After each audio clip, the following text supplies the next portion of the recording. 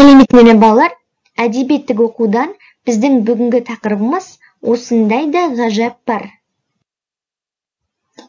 Ендеше мына суретке назар аударайық. Бұл суреттен біз нені көріп тұрмыз? Дұрыс айтасың, арыстан мен қозы.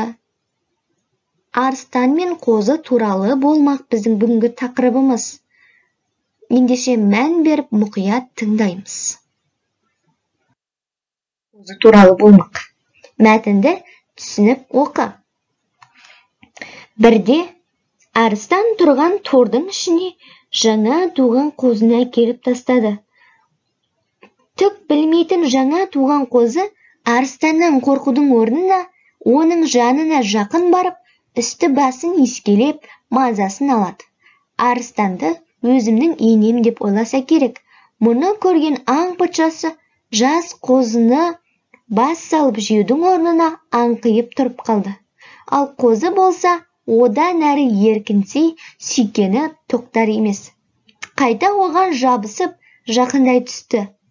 Айбатты арыстан жас қозының сүйкімді сәби қылығына қайран қалғандай, тәкаппар ұлылықпен, әрі іштей бір бейкүнә жылылықпен қайта-қайта қарай береді. Оны жей салуға батылы жетпеді. Сөйтіп аш арыстан еріксіз көзін жұмып қалғып кетті. Леонардо да Винчи аударған Әубәкір Нілібаев. Ендеше сендерге тапсырма. Мына сұраққа ойланып жауап беру керек. Берілген мәтінді жалғастырып көрейік. Бір ғажап ел болыпты. Сол елде қасқыр мен қой, арыстан мен қозы бірге жүріпті. Түлкі мен тауық бір қорада тұрыпты. Көгершін мен қаршыға бір ұяда жұмыртқалапты. Айтыңдаршы, осындай ел болу мүмкін бе? Ойланып жауап береміз балалар.